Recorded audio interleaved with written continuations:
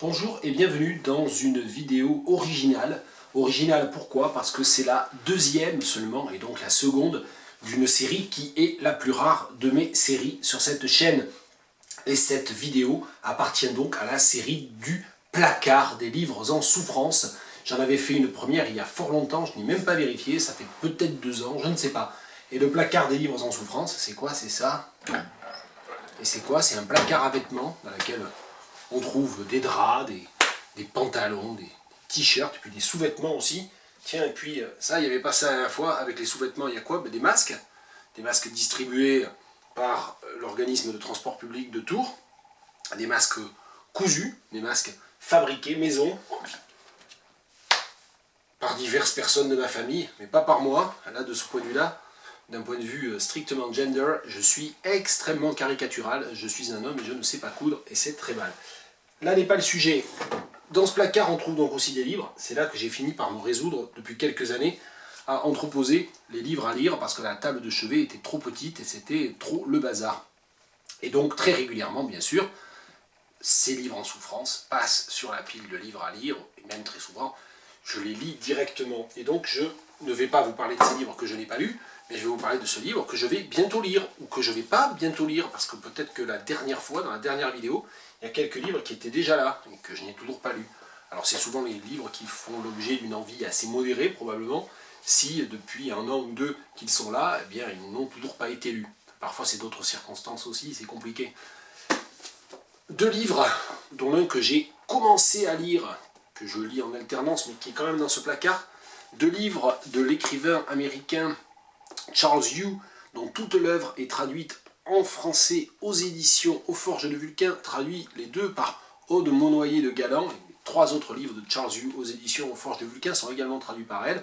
Et je suis en train de découvrir un peu son œuvre via les traductions, exceptionnellement. Puis j'ai lu aussi son dernier livre en anglais. J'aurai l'occasion d'en parler dans les vidéos. Je range mon bureau, mais pour l'instant, voilà, c'est ça.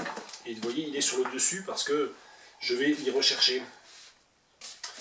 Ça, c'est une bande dessinée qui faisait partie de la collection de mon beau-père. On en a remonté une partie de la Maison des Landes qu'on a commencé à vider.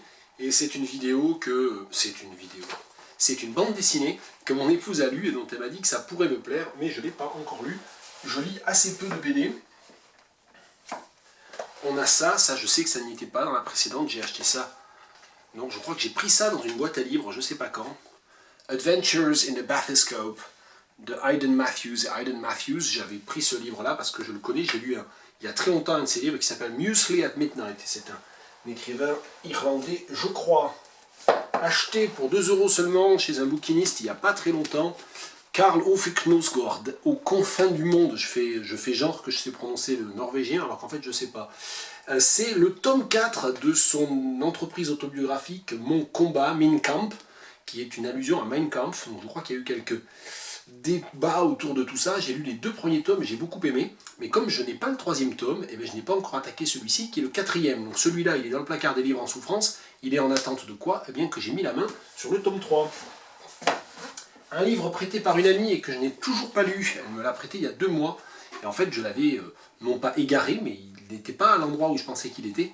Et j'avais même fini par penser qu'elle ne me l'avait pas laissé. Eh bien si, c'est Un appartement sur Uranus de Paul Preciado. Je pense que Paul Preciado, il y en a un certain nombre de personnes qui regardent ces vidéos, qui savent qui c'est. Anciennement Béatrice Preciado, si je cite son dead name. Et donc Paul Preciado, une série de textes théoriques sur l'expérience trans et sur la conversion. Donc voilà, ça c'est un texte que je lirai aussi. Et puis David Meulemans, l'éditeur des Forges de Vulcain, il ne fait pas seulement acheter ses livres, il ne donne pas seulement envie d'acheter ses livres, il fait aussi acheter autre chose. J'ai fini par acheter ces textes que j'avais juste parcourus, et notamment pendant mes années cagneuses. Et je n'ai jamais lu un livre de Paul Bénichou en entier, et puis j'ai fini par avoir un peu honte.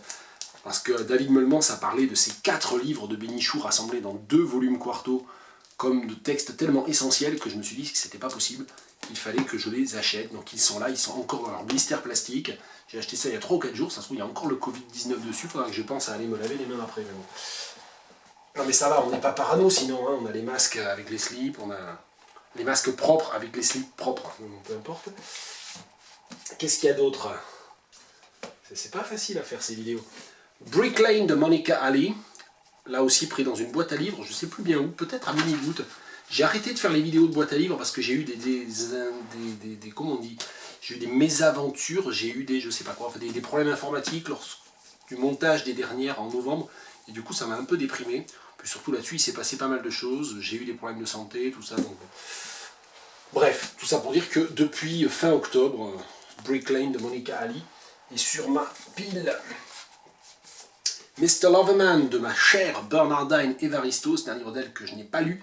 Il m'a été offert à Noël et je ne l'ai pas encore lu. Donc lui, il ne va pas trop traîner, je pense. Allez, je les prends un peu par brassée. Milton Atum, La ville au milieu des eaux, Milton Atum. J'avais adoré plusieurs de ses livres, notamment Le récit d'un certain Orient, qui est un texte magnifique. Et celui-là, j'ai essayé de le lire en fait déjà une fois ou deux depuis que je l'ai acheté. J'y suis pas arrivé, donc voilà, j'ai quand même l'espoir de retenter. Et puisqu'on parle de ça, ça c'est aussi un livre que j'avais commencé à lire seulement quelques pages, je ne suis pas du tout entré dedans. Mais vous voyez, je suis persévérant quand même, je suis velléitaire et persévérant. Donc je lui donnerai une seconde chance, hein, La bouche pleine de terre de Branimir Stjepanovich. Et c'est dans les deux cas traduit bien sûr, mais au moment où je parlerai de ces livres-là, un jour, quand je rentre mon bureau, je salue toujours les éditeurs. À ne pas confondre avec Monica Ali, Ali Smith, là c'est le prénom, Ali Smith, Ali en l'occurrence. Voilà, et un texte qui est depuis fort longtemps dans ma bibliothèque, et que je n'ai toujours pas lu. Alors, qu'est-ce qu'on a ensuite ? On a Le poète à New York de Garcia Lorca, qui m'a été offert il y a 1 an et demi, et je ne l'ai pas encore lu. Quel scandale, mais il faudrait juste que je pense que je l'ai. Vous voyez, les pages sont même pas coupées, donc je peux même pas faire semblant. Ça fait partie de ces livres, de ces éditeurs qui font encore des livres où on est obligé de se couper les pages soi-même. Et vu comme je ne suis pas manuel, c'est pas une très bonne idée avec moi. Seija Stoïka, ça j'avais commencé à le lire. Seija Stoïka, c'est une poète dont j'ai parlé dans les vidéos Je range mon bureau. Poète et artiste et dessinatrice, autodidacte, de langue allemande, sur l'expérience concentrationnaire, absolument splendide. Et ce texte-là, donc ce livre-là, qui rassemble des écrits épars de Seija Stoïka, je l'ai depuis un petit moment et je ne l'ai toujours pas lu. C'est pas bien, mais que voulez-vous? Tiens, c'est elle. Gaëtan Soucy, j'ai parlé récemment de son livre L'acquittement, bien il y en a un autre, ici, La petite fille qui aimait trop les allumettes, et il attend lui aussi. On alterne, hein, il y a de la traduction, il y a du français, il y a de l'anglophone. Tiens, cette Ananda Devi, illustrée par Sophie Bazin, aux éditions Dodovol. Je ne sais pas pourquoi il est là, lui. Bon, mais il est là. The Zoya Facta de Anuja Chawan. J'avais essayé de lire ça il y a quelques années, j'y étais pas arrivé en fait. Donc je ne sais pas pourquoi c'est là, peut-être parce que j'ai pas renoncé là encore à l'idée de le lire. Ah ben ça c'est quoi? Ça c'est des trucs trouvés dans les boîtes à livres ou je sais pas où. C'est des épreuves non corrigées d'un roman espagnol, mexicain en l'occurrence, de Jordi Soler, La dernière heure du dernier jour. C'est là, je sais pas pourquoi. Je savais même plus que j'avais ça, vous voyez. Donc là, c'est bien la preuve que j'ai pas triché. Ça c'est un Manganelli que j'avais acheté au moment où il est sorti, je crois en français. Manganelli Hilaro Tragedia, traduit par Christophe Mileski. C'est sorti en 2017 et c'est toujours là parce que faut pas être fatigué ou penser à autre chose. Il faut avoir quelques heures devant soi quand on se lance dans Manganelli quand même.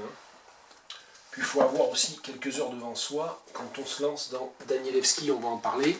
Ça fait partie des livres de littérature créole et de critique des littératures antillaises récupérées dans le fonds Claude Julien et que je n'ai pas encore. Tiens, il y a son ex-libris à mon ancien collègue Claude Julien.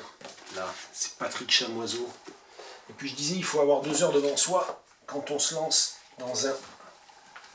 dans Manganelli, c'est encore plus vrai. De Danielewski, The Familiar, si vous vous rappelez pas, je vous en ai parlé en janvier et en février 2019, il y a 1 an et demi, parce que j'ai eu les 5 tomes, les 5 premiers en fait, mais c'est les seuls parus de The Familiar de Danielewski. Et puis en fait Danielewski, J'ai lu les 3 premiers, et je devrais même aller rechercher le 3e, parce qu'il faudra que je reprenne avec le 3e. C'est des bouquins de 1000 pages, et c'est super beau, et c'est super compliqué. Ça suit des histoires complètement hallucinantes. Il y a plein de polices différentes, il joue sur les polices, il joue sur les couleurs, il joue sur la mise en page, il joue sur des plans temporels différents, des plans métaphysiques différents. Enfin, c'est assez dingue comme livre. Il suffit de regarder la 4e de couverture pour avoir une idée de la dinguerie du projet. Et c'est tellement dingue que c'était normalement en 27 tomes de 1000 pages chacun, et que même l'éditeur a jeté l'éponge. Et pourtant Danielewski, c'est pas n'importe qui, il écrit en anglais, donc on peut imaginer qu'il y a un marché. Et bien même voilà, l'éditeur de Danielewski, il a renoncé à continuer, ça devait être un tel gouffre à fric probablement, qu'il a arrêté. Parce qu'il faut bien voir qu'il y a des couleurs sur toutes les pages, hein, c'est un truc de dingue.